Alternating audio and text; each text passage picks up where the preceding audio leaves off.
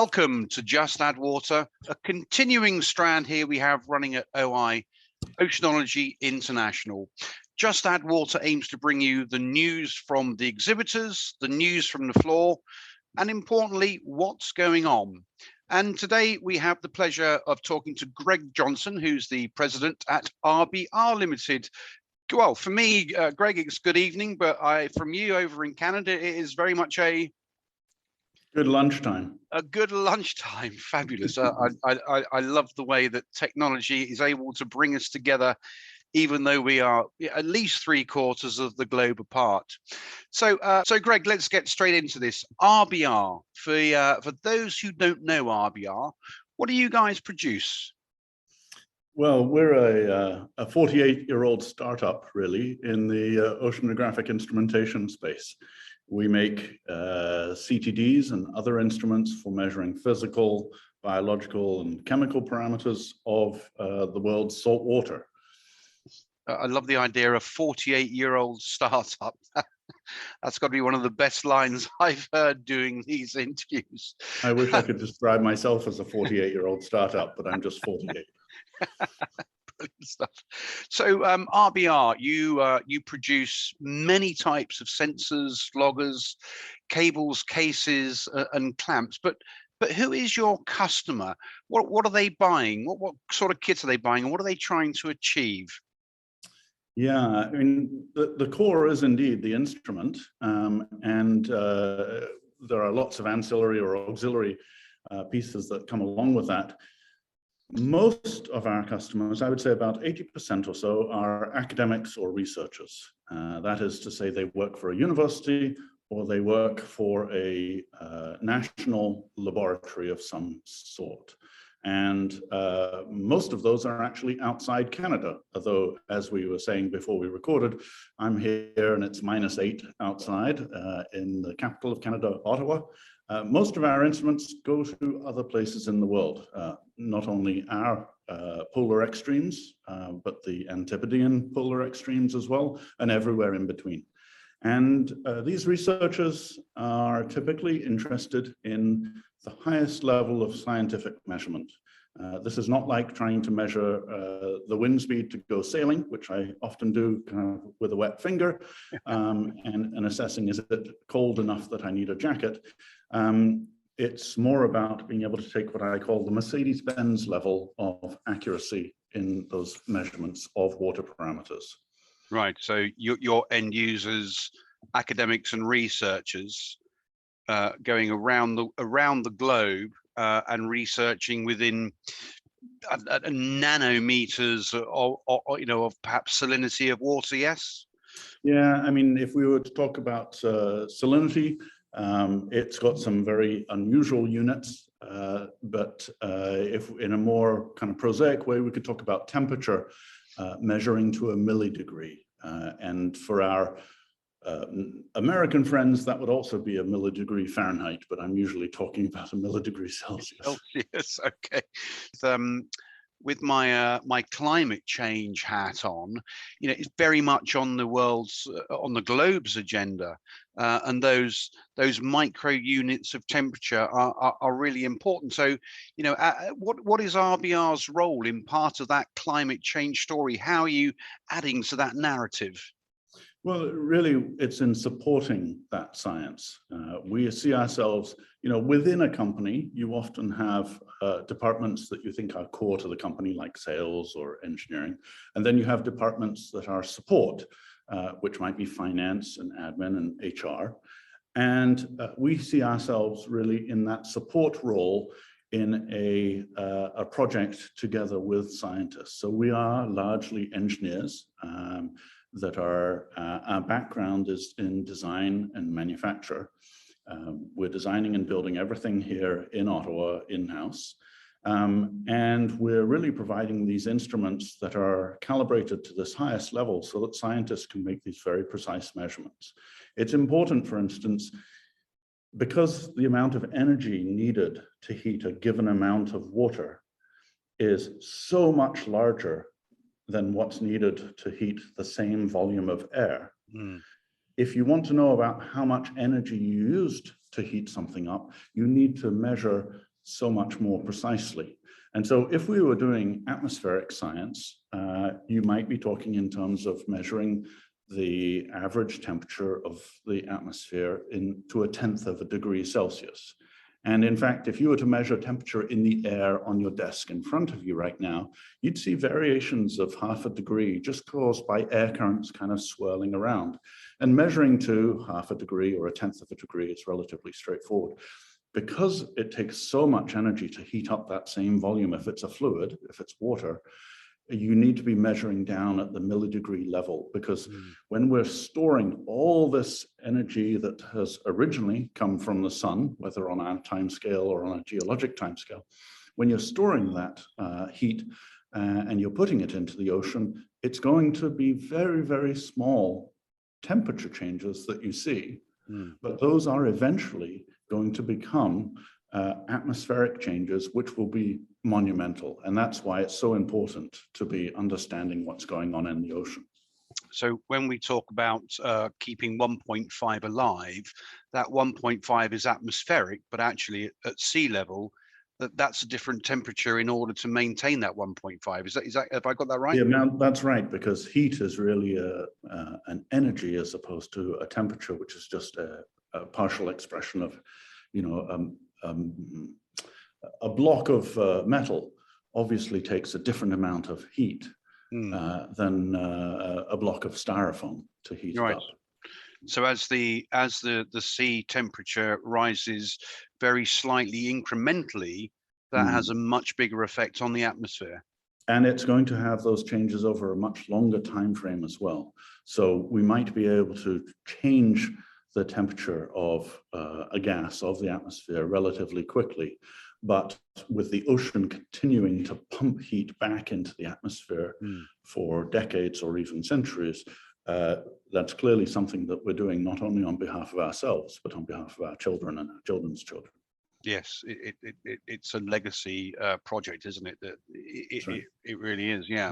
We're dealing with a legacy problem. That is to say, you know, what we've done is created this problem in, let's say, the time frame of the Industrial Revolution, the last 200, 250 years. And so what we're seeing is the impacts of things that our parents and our parents' parents started doing. But of course, our patterns of behavior are compounding that, especially as there are many more of us nowadays alive than there were 100 years ago. Yes, yeah, quite right. I mean, it's quite interesting because I'm, you know, from a volume point of view in terms of water, that water is potentially centuries years old and is storing so much energy, as you say, from the Industrial Revolution. So you're taking measurements of energy, of heat energy, that were deposited there many, many decades ago. Yeah, that's absolutely right. And the same thing is happening when you look at levels of carbon or carbon dioxide in the air, or carbon in its various forms in water. That those two numbers are also related, but they're related on different timescales as well. And so what we've seen from measuring levels of carbon dioxide at the top of some of the highest observatories in the world, like Mauna Kea in Hawaii, correlates with what we see happening in the ocean, but several decades later.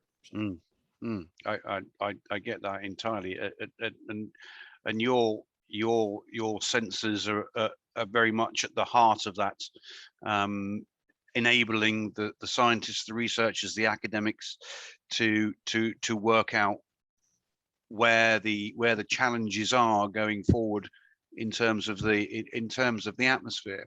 So just with that thought in mind then, and climate change being very, very much headlines at the moment, are there sectors within the subsea tech area that you are seeing grow at faster rates than the other? I mean, with all your sensors, that's a lot of data that's got to get from the sea to a screen somewhere. So, you know, is that kind of ocean ICT, that data transfer technology, very much part of your suite of products, or you know, or is there another area that you're seeing growing exponentially against all others? Well, it's interesting when you look around the industry. Clearly, there are some some teams that excel at the Internet of Things approach. That is to say, a source to sink or a source to screen view of the entire system. Some of those are private companies that have received a lot of funding and have very ambitious goals for populating the world's oceans with large networks of relatively modest capability sensors. But there's also programs that have been around and perhaps flying under the radar in the public consciousness for several decades already, such as the Argo program, which is a fleet of 4,000 autonomous, if you like, scuba tanks that are floating up and down in the ocean. And they're doing so today, and they've been doing so for the last 15, 18 years, something like that.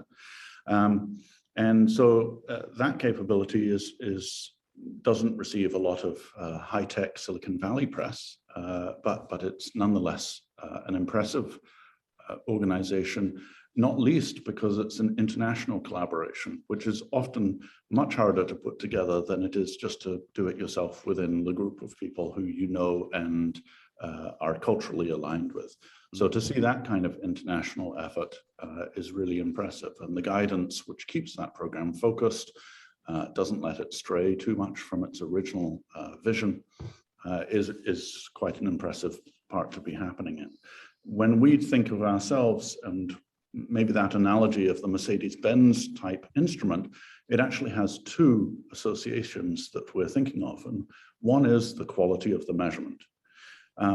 But we're not actually scientists ourselves, and we're engineers. And engineers are always interested not only in achieving the goal of that scientist who we serve, but also making it as easy as possible to have that measurement achieved. That is to say, you should have an instrument that has a manual, but you never need to open the manual. If you have to open the guide we've written, it's a bit of a failure on our part. It means the instrument isn't as intuitive. And that same notion comes out of a luxury automobile, which is that you're impressed by the things that are not just the specification. The specification, for sure, it's important, but the sound with which that car closes its door and the ease of which you can lay your hands on everything you need is important. And that's what a lot of our focus is on. There are 5 or 6 companies in the world who make instruments similar to ours, with some kind of overlap in the market and the customers that they serve. But so if you were to talk about that as a niche industry, you'd probably be overplaying it. It's really a micro niche. But the differentiation between those companies nowadays is not really on the level of accuracy. It's on the ease of use, the reliability, and the customer experience, which needs to be one that is not only responsive to a customer when they inquire and want to spend money with you, but also long after that, when they've got a problem. You need to be equally responsive and equally reactive to doing the right thing in that post-sales experience as well. For sure. So your USP then, having worked for many years on refining the accuracy of the measurement, your focus is now on the user interface. That's I think intuitive, you mentioned ease of use, and very much customer focused at point of purchase and beyond point of purchase. That's right. It's the user interface in a software term is only one element of the user experience. Yeah, indeed. Yeah. Okay. That's really, I hadn't looked at it like that. I'd looked at it as pure product, but actually you've nailed the product, and that will develop and evolve over time. But it's that customer experience, the wider customer experience. I wouldn't say nailed in the same way that I wouldn't say we're at the heart at. I think one of the ways that RBR is known, both internally and externally, is for being slightly discontent at the status quo. So if we get to the point in any element where we think there's no more room for improvement, it's probably time to move on to pass the mantle on to somebody else. We're always striving to improve and never really happy with the level of what we do today and identifying what we want to do tomorrow. And that's what keeps most of us here, is a continual opportunity, self-challenge, and challenging each other to do better. It's a great philosophy that you have there, and I like the idea of when you've arrived at your target, let's pass the baton on, let other people. I mean, and that actually drives me on to another question, and it's about that next generation of people. What are you doing to encourage the next cohort to take that baton from you? Well, it's funny because cohort is actually a loaded word for RBR, and I'll tell you about that particular program in a moment. I think there are two ways, or maybe even three ways in which, or three distinct communities that we serve. So our mission is very much focused on our customers, our users. And their success is our overriding goal, and everybody in the company knows that. There is nothing we will do that is not motivated by the success of the customer, which includes referring customers to our competitors if we think they have a better instrument. We don't want them to send us money for a product where actually they would have been better served by another customer. So in order to believe that and to act with integrity there, we really, you want to, in order and to have a thriving business, you need to make sure that your products are great.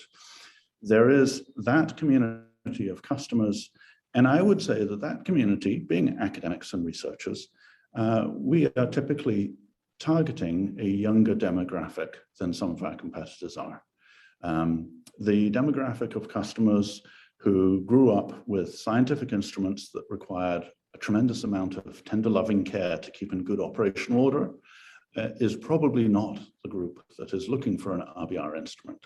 We're looking and speaking and well received by customers who are used to carrying around supercomputers in their pockets, wrapped in deceivingly simple pieces of glass and steel. And so if you're used to that kind of thing, then an RBR instrument will be really intuitive and easy to use. If you're used to something where you have to treat it extremely carefully, it's made out of fragile materials, it requires complex chemicals to keep it maintained. And so that's our demographic in terms of customer terms. And that next generation is something that we have an explicit RBR cohort program where we provide funding for early career scientists to get instrumentation before they have budgetary powers that they're going to come to later in mid-career, as once they start to obtain their own grants and government funding, that kind of thing. Yeah. But there are two other communities as well. And the second is our staff, which is a community of about 100 people or so, both headquartered here in Ottawa and then scattered around the world with our different branch offices. And that's a community that in some ways is equally important. Our reason for being here is to serve our customers, but we couldn't do so without our staff. And that passing the baton on is about ensuring that we have continual professional development and training for the people who are here, that the skills you bring to RBR are only the start. It's what you learn while you're here that is also in your contribution. It also consists of bringing in younger staff who are perhaps in their first job after university or college and making sure that they have a great experience, even if it's only a co-op program or an internship, something that's of 4 or 8 months. It also involves in being respectful and congratulatory to people who move on from RBR to other steps in their career, because we see ourselves and the influence that we've had on them corporately as something that's formative. And so we want that to be a positive experience no matter where your career goes. Not many people have 30-year, 40-year careers in a single company anymore, and we don't expect that.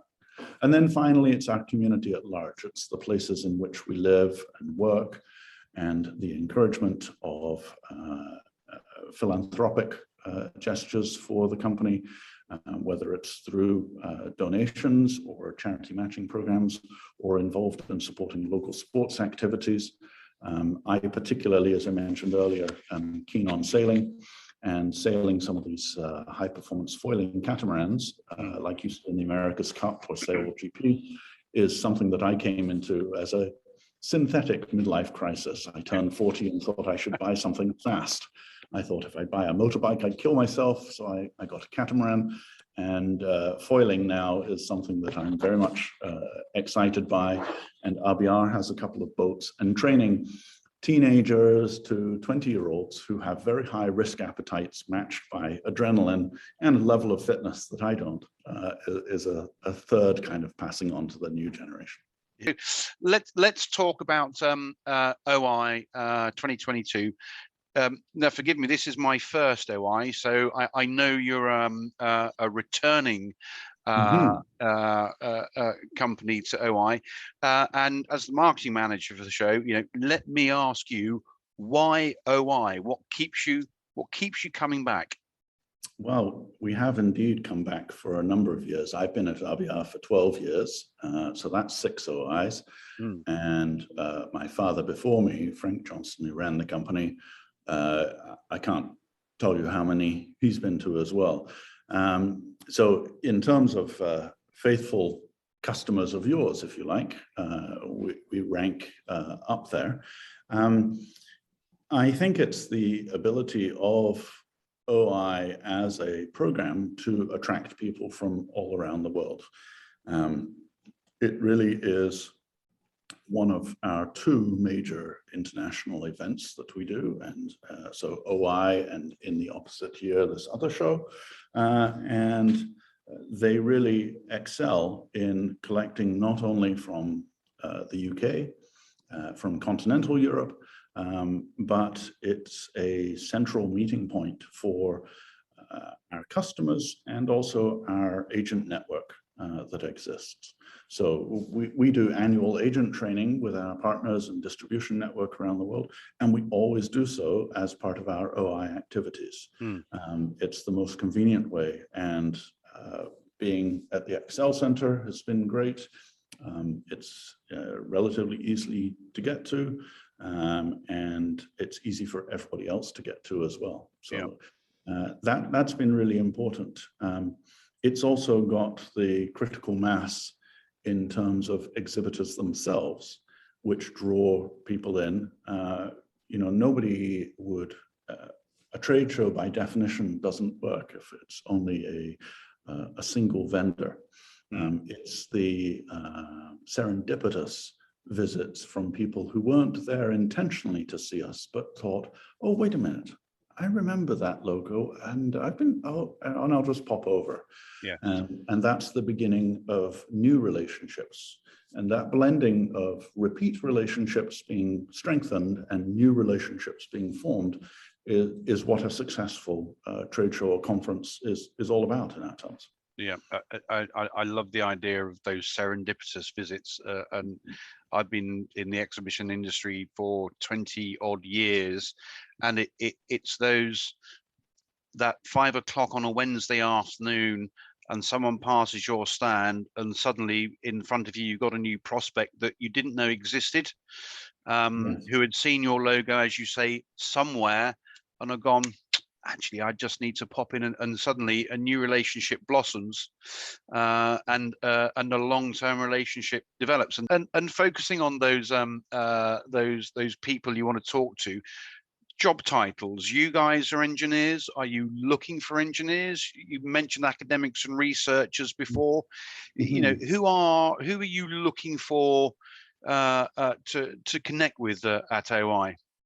Yeah, so I really have highlighted the academic or the research side of things, but there's a significant fraction of our relationships are with what I might call more classical engineering research, and that would be engineering companies which are doing oceanography as a service for some other downstream client, and so we often see the oil and gas community directly, or we see the engineering companies that serve the oil and gas community but use our instrumentation to do so. The renewables sector is extremely important, and one that personally I'm quite heavily motivated in terms of supporting and wanting to see that progress. Offshore wind developments and their crossover with oceanography in particular. I would say that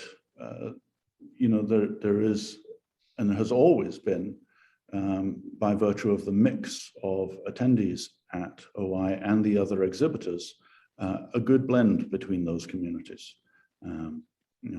It's easy for, and the UK in particular has a good service community, but it's also easy for the Europeans and the North Americans and those from the near and far east to come in and make those connections. So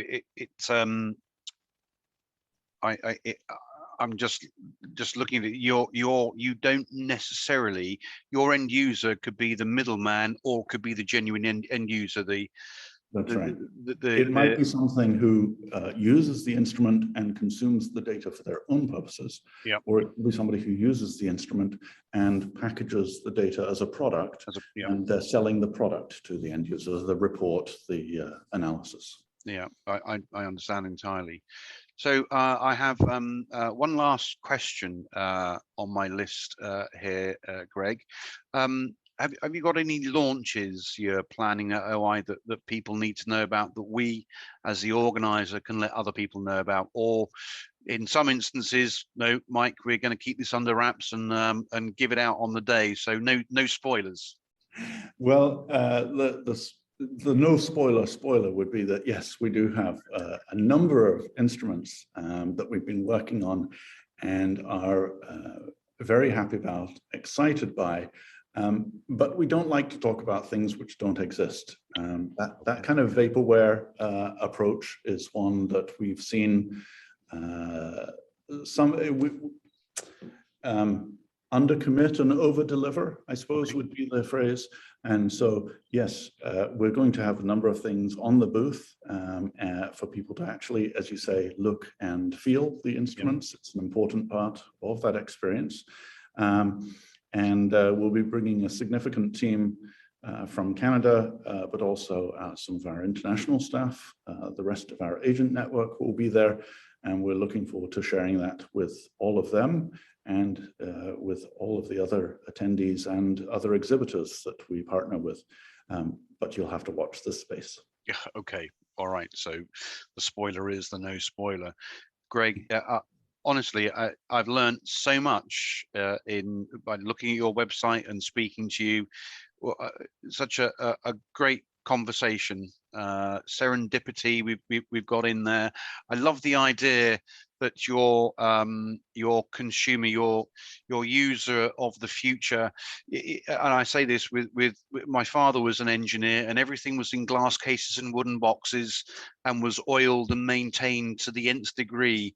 You're not looking for that person. You're looking for, I've got one here as well. You're looking for the person who uses these on a daily basis, which is, it's a refreshing thing to hear. We've learned about how you are a family of cohorts, not just bringing on new people, but you champion people within your business, and those who leave, you continue to champion them. I found out that you are wise enough to know when to say no. We don't need your money, or rather we'd like it, but actually it's better if someone else has it, and therefore keeping your reputation intact as well, and keeping the industry's reputation intact, which is a magnificent and magnanimous thing for you to say. And interesting enough, I've learned more about keeping a 1.5 alive today through the water of 100 years ago, that your instruments measuring, and what that's doing to the atmosphere now. Greg, thank you so much. It has been a real pleasure to talk with you. And now for me, it's the sales bit. OI registration is open, so please get your guys to register if they haven't already done so. Thank you very much. Yes, we go live on the 15th of March through to the 17th of March. 3 days of exhibition, conferencing, and on-water demonstrations. Are you doing on-water demonstrations? Is any of your kit on any of the on-water stuff?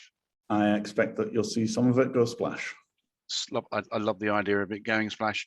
Again, Greg, thank you so much for your time this evening, my time, at lunchtime, your time. It's been a real pleasure. Thank you. Thank you, Mike, and I look forward to shaking hands in person. Perfect stuff. Thank you, Greg.